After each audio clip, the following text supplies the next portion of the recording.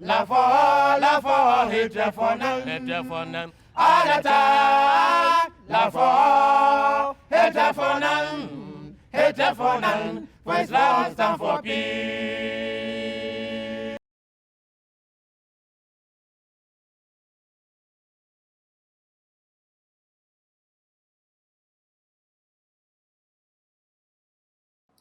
Assalamu alaikum wa rahmatullahi wa barakatuh.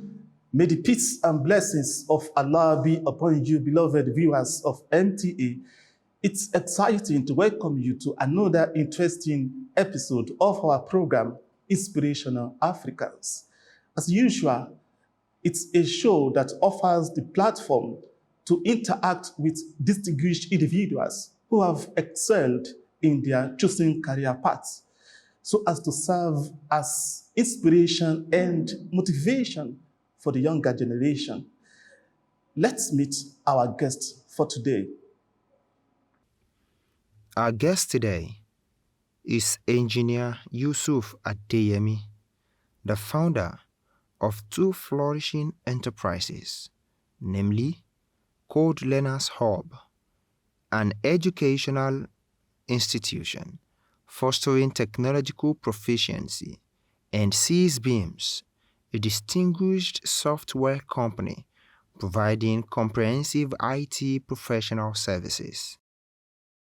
Originating from the culturally rich city of Ijebu-Ode in Ogun State, Nigeria, Engineer Yusuf brings a sophisticated amalgamation of academic excellence and practical proficiency to the realm of computer science. An Ahmadi Muslim with an illustrious career spanning nearly 2 decades, Engineer Yusuf has navigated diverse roles within the technological landscape. Commencing as a software engineer, he progressed through significant positions, including solution architect, lead engineer, engineering manager, and ultimately Chief Technology Officer, CTO. Over time, his academic prowess has been enviably exemplified by notable achievements such as securing the gold medal in computer programming at the All Nigeria University contest hosted at the National Mathematical Center, Abuja. In the same vein, his professional footprint has extended internationally with direct and indirect contributions to companies situated in Nigeria, South Africa, America, and Europe. In addition to his professional pursuits, he also finds fulfillment in personal life, being in his early 40s and leading a happy married life. This aspect of his journey emphasizes a holistic approach to success, underlining the importance of balance and well-rounded achievements. Welcome back. Engineer Yusuf Adeyemi, Assalamu alaikum wa rahmatullahi wa barakatuh. Wa alaikum salam wa rahmatullahi wa barakatuh. It's exciting to host you on the show today. Thank you very much. MashaAllah. So to start with, kindly tell us about yourself, your background, education, early education, and so on. But briefly, I was born some 40 years ago in a town in Ogun State, Ijebu-Ode to be precise. And there I had my primary and secondary education. And after which I proceeded to the university, still in Ogun State, but this time around another town, Abeokuta, where I studied computer science. In the university, I had both my Bachelor of Science. What university is that? Federal University of Agriculture, Abeokuta. Yes, I had both my BSc and Masters in Computer Science in that university. Okay, and... What year was that? Okay, yes, I came to Abeokuta around 2001, 2002. For your BS? Yes, for my Bachelor of Science, and that's actually supposed to be a 4-year degree program, but due to university strike, I think I spent about 4 to 5 years. So I finished 2006, 2007. I graduated from the university. I actually graduated with a second-class upper, but while in the university, I happened to be one of the best students in that department. I had the opportunity to represent the university in the national competition, computer programming competition in Abuja, National Mathematical Center. Among 35 universities, my team came first, and that really gave me the opportunity to be asked to work in the university after I graduated. Before I picked the offer after my graduation, I had gone to work in Lagos. I got several offers. Being a national medalist, there were a lot of companies really looking out to hire me. The first company I worked for is First Inland Bank, now merged with First City Monument Bank, was my first employer. And it happened that they got to hear about the medal we won, and they were waiting for me to finish my youth service, and they invited me to join the company as an application developer. That's but at great. the same time, so the university also sent for me also to come back and work. So I worked briefly with First Inland, and after some time, I resigned and I joined the service on the university. There also as a software engineer. Which university is that? The same university where I graduated. I told you I graduated with good grades and had a medal. So they invited me to come and work as a software engineer in the university. So there I worked for about 12 years. So I joined the university service in 2009, and I worked till year 2020 before I voluntarily resigned to consider other opportunities that would allow me to grow. I joined other companies abroad. I worked for Demos, it's a cloud company in South Africa. I worked briefly there. Then I also joined another company, also staying in South Africa. Imukuru is a financial company. I'm currently there as the lead engineer. That is about myself and my professional career. It's been very awesome. That's great background you have shared with us. If I may ask, how and why did you choose this particular career path? Okay, yes. I told you I came from not a village, a town, but there wasn't much about computer known to me or anybody close to me. But I came to university to study electrical electronics engineering. One of those who always wanted to study engineering, being one of the famous qualifications people rush after. And that was what brought me to Federal University of Abeokuta. Well, I needed to take a pre-degree course to qualify for the engineering.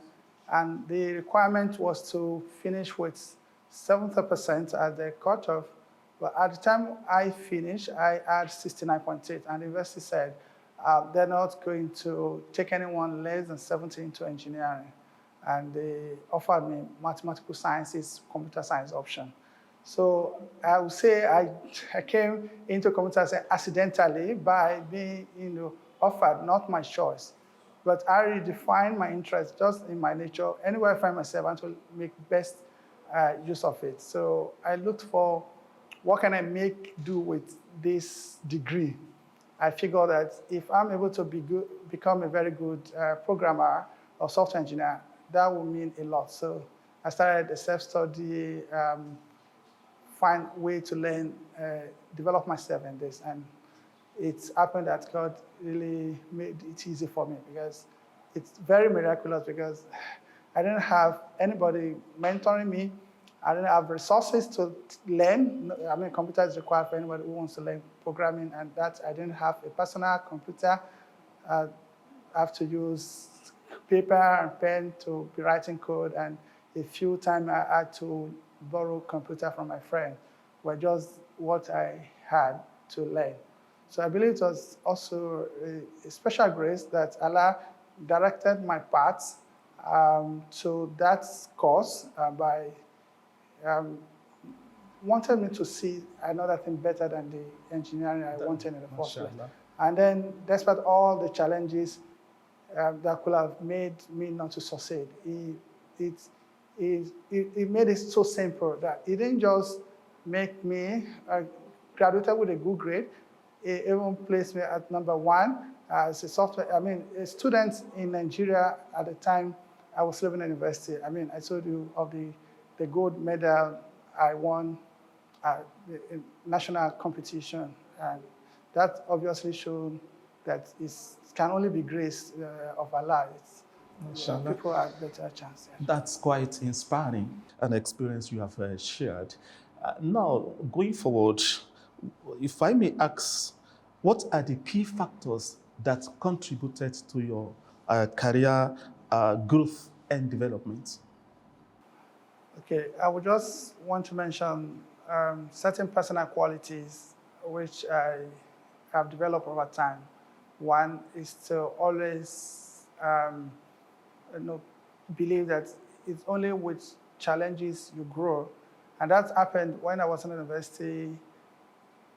I picked on one of my lecturers and told him that I think I'm very good at programming, and he was shocked and wanted to try me with it. And that was why he personally selected me to go to represent the university in the national murder. So because I challenged him, it also made me to go and prepare very well. And it's obviously one of the key qualities, and it has been something I've been using repeatedly over time, that it's when you set a challenge that you know is more than you, it pushes you to grow. Then the second is to always, learn. It's not enough to just challenge, but one thing is that you have to source knowledge. I'm such a person that can sacrifice anything to learn. And then definitely, I believe I'm not a prayer warrior, but at the end, I always leave every of my affairs with Allah. And my knowledge, I always ask him that Allah should grant me knowledge. It's one of my best prayers. I say it countless times, and I believe it's usually something that's been answered, because things that would naturally be difficult, I find it easy to learn when it comes to my career and just generally anything. So if I just limit to three, those are the top things I know that has contributed to my success. Hard working, not avoiding challenges or giving excuses, and believing that it's only Allah that grants success. That's great. This is Inspirational Africans, and our guest today is Engineer Yusuf Adeyemi. He has taken us through his profound background and how he was intending to study electrical electronics at the university, but everything got changed along the way. But he defined that change by himself, by setting for himself a different career path, which has seen him through the level he has reached today. He has also told us that in life, you must always be ready to face challenge, but not just that, to confront challenge with learning and hard work. Going further, I would like you to share with us what three attributes describe you and your approach to career and leadership development. Okay, yes, I believe in teamwork. And throughout my career, in school, I always bring other students to myself and teach them. And one thing I realized that in doing that, it has greatly helped me to develop myself. And when I started also in this career, I've always been given opportunities for people to learn from me and indirectly also learning back. So I'm a very good team player. I'm also very selfless in the sense that I can find myself, if I find myself in any group of people, I usually get loved by people because humility is easy for me. I believe I respect anyone. I don't look down on anybody. It has really helped me. As a leader as well, I have people who work, who help, who have since been helping me. I didn't mention also that I have a company that I set up as a professional service software engineering, where I have people who are working for me. And many of these people, is out of respect. I give to them, they also show in return, and they've been dedicated. So that's something that has also helped me. Like, I'm able to find people to assist in the journey. So selflessness, humility, has been a good team player, has been some of the key factors for my success. And I think it's just a secret that people need to take and to go by. succeed. Yes. Teamwork, selflessness, and humility. These are the key three attributes that that can describe you and your approach to your career development.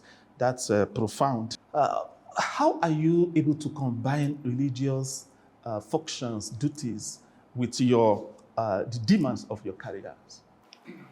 Okay, definitely, like I mentioned, I always believe Allah has gifted me this knowledge. And the only way I can be grateful is to make sure that I don't fall short in the duties, my prayers, my commitments within the Jamaat. Not that I'm at the best, but consciously, I know when I fall short and I try to make up.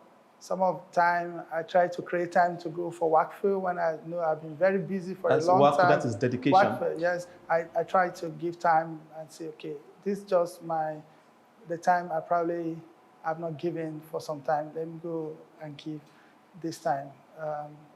But it's been very easy because it's also another secret to success, which is when you dedicate or sacrifice the way of Allah.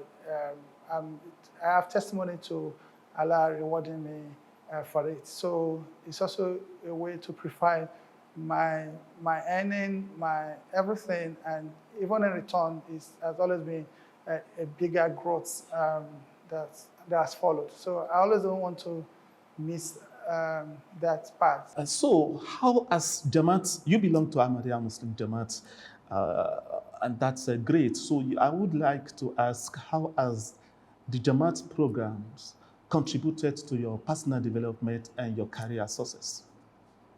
Yes, frankly, and to be very sincere, I think it was one of the grace of Allah that my family found Ahmadiyya. And at the time my father died, I was still very young. I think I was about 12 to 13 years of age. And the only people we know that come around us are people from within the Ahmadiyya fold, and they've always been there. And when I came to Abeokuta for my education, a member from within this Jama who offered to accommodate me free of charge. He housed me in his house for more than 6 years, provided me with food, everything. And that gave me access to the Ahmadiyya, further integration to the Jama. My whole life revolves around Ahmadiyya. My people who we also work together professionally also are from within. They're easy to find people who I can trust, I can rely with within the Jama, who understand my philosophy as even a professional, because the ethics of the profession, mixed with my religious belief, give me comfort. For instance, when we have to deal in business, I always want to deal in the best way. And if you have people with you that do not share the same belief, it's going to be very tough for you to be upright. And so being within the Ahmadiyya fold, having people who have surrounded me from the fold has really greatly helped me a lot, and has kept me stay focused. That's great. So the dictates of the teachings of Islam, which the Jamaat represent, actually aids you in exhibiting, in fact, upholding the ethics of the business, the career, the profession which you have found yourself. That's That's interesting, I must say. Let us talk about the Code Learners Hub, software company or institute which you have established. Okay, so in terms of achievements from this career, particularly as relates to the companies I've created, I started co-learners of in year 2000 in the mid of COVID. Usually before that time, people came to me, stay with me, and to be mentored. So that's year 2000. Sorry, year 2020, sorry, that was a mistake. So during COVID, with few of my students who I've trained before that time, started calling us and said, we need to give back to the society. We need to create this platform. And that since then, we've trained over 100 students, and we've trained people from different backgrounds. I've had people who had no background in science. Somebody came from law, being a law graduate, and came and been developed here to become a software engineer. A fresh student from secondary school who came and then completed his training and started working in the industry. I think that's one of my achievements, that I've the platform that I've brought people out of their situation, provide them and give them life. And each time I look at this, I always consider that to be one of my greatest achievements. But that being said, personally too, I've also been able to help my family. In my own family alone, I think more than three of us are software engineers, which means that I talked about the situation before I came to university. I wasn't really very smooth, but because I found the lights here, and I was able to invite other members of my family, and everyone is doing great in that. And just also mention as individual, from this corner of the world, I've been able to touch different parts of the world with my skills. I've worked with companies here in Nigeria and overseas, different parts. And I'm been consulting for some companies in Europe for more than 5 or 6 years. I've grown my connections without having to leave the city of Abeokuta. It's very interesting to know that we are backbone to many big organizations outside Nigeria. That's how much I've achieved, and we still keep expanding, and both training and operational service. Because these are two arms. We have two businesses. We have the co-learners for the training, and then we have the other professional services rendered under another company we call SysBeams. SysBeams, System Beams. Okay. So we're support to many organizations. So we practice what we teach, and we're able to develop more capacity for the world and even for ourselves to earn more income. To me, and I believe to many people out there, your story, your experience are quite inspirational. Building yourself up and also giving back to the society. This is the summary of it all. Now, what advice do you have for young people in terms of choosing and excelling in their career? Okay. In choosing whatever career you have, I know you need to be dedicated to it, but I can speak more of this particular career I have, that it requires commitment to learning and deferred gratification. One of the major challenges I see the youths face is they look for a quick means to make money, and it really doesn't help, particularly in this career. You need to invest a lot of time to develop yourself, and it becomes something that you keep to milk forever. And so defer your gratification. Let's keep acquiring this knowledge and be pushing, associate yourself with people who can help you, and then definitely be prayerful. Because at the end of the day, it's Allah that will lead you to the success or guide your steps. my advice is, complete dedication. Be focused and don't give excuse to, don't let your current situation, debar you from, going after your goal. I told you about when I had no computer and people wouldn't want to give me. I have to trade something for it. I have to teach them, to allow them to share their computer with me. Even when I don't have the computer, I have to go and use the pen and paper to keep writing codes. I wasn't just going to accept the negative reality of when you are not from a rich background or when you do not have people you can make it. I discipline myself to make sure that I don't allow that story to be true about me. And So that's quite a great inspiration and advice for the youth and young people out there to imbibe dedication and also the determination to focus on the goal. And no matter what the background from which you have, you come, you must define your future by the vision which you have and work towards that. That's quite great. But I must ask, what are your sources of inspiration? Looking at all these achievements, what are your sources of inspiration? yes, definitely, if I look back and look from, I, I knew when I was born, I was growing, life was a little bit sweet.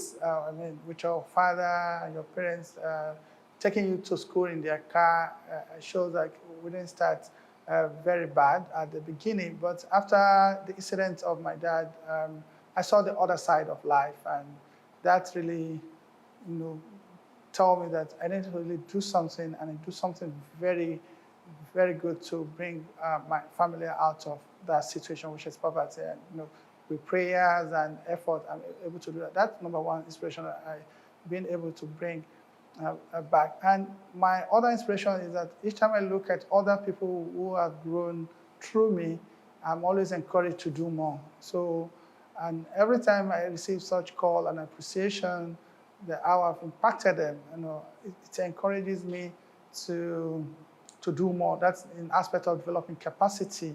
And also when I look at how much I'm able to make for myself, also, I'm also encouraged. Everyone wants to grow wealth and be able to live a good life. And that in itself is also an inspiration. And definitely, even that faith requires we spend money. And so that this career brings opportunity to earn good income, so a good inspiration. So I can also share with people a part of my wealth. Mashallah, that's great. Let us consider or look at another aspect, and that is talking of the fact that the Ahmadiyya Muslim community, which you belong, is blessed with having a worldwide head in the person of Khalifatul Masih, who is the worldwide Khalifa and Supreme Head. If I may ask, how has he influenced your life? Describe what you can share with us in terms of your relationship with him, and how has that relationship inspired and also influenced your life in general? Okay, one thing that always comes to my mind is I can only understand Islam through the Imam of the age and the Khalifa of the time. And so one thing I try to understand is what Islam says, what does Khalifa say about a certain situation, and try to keep to that. And in any situation that I need to request for prayer or ask for advice, I do write to Khalifa. And I also believe firmly that, as Khalifa always said, that he remembers, prays for all the members of the Jamaat. I also believe firmly that it's working.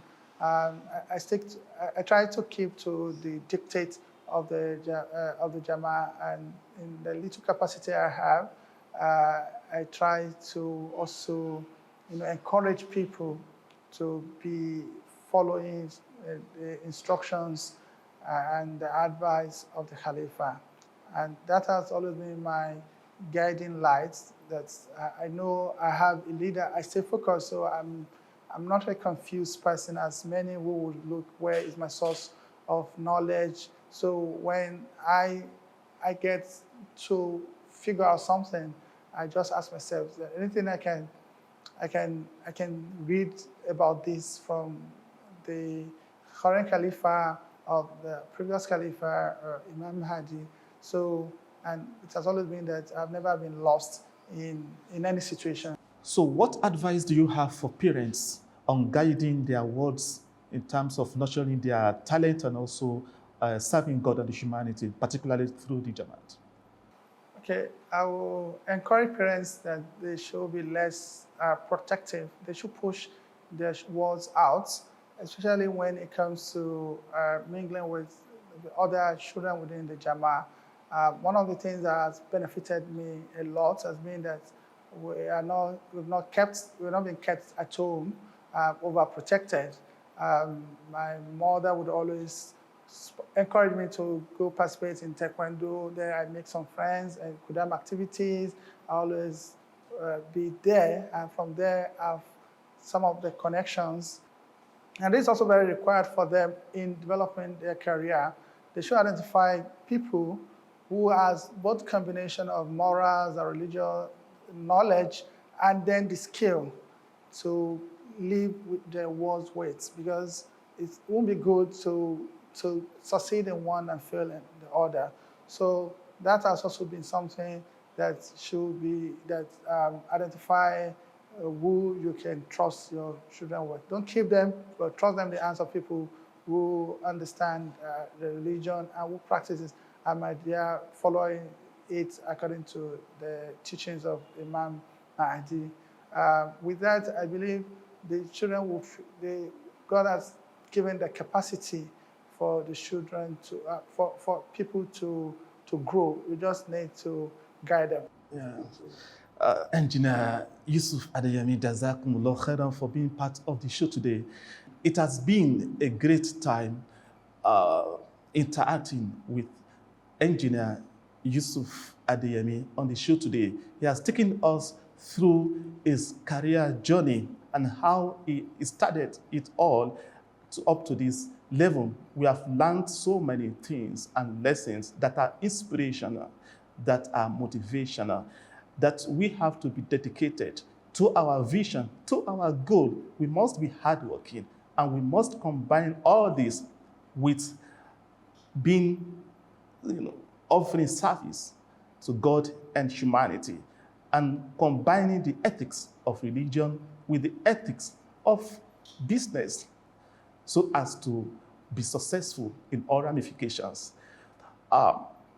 This is Inspirational Africans. You can always contact us for your questions or comments via africa@mta.tv. Until next time, when Inspirational Africans will be coming your way. Assalamu alaikum wa rahmatullahi wa barakatuh. La for, hétréphonal, Alata. La for, hétréphonal, Alata. La for, hétréphonal, for Islam stand for peace.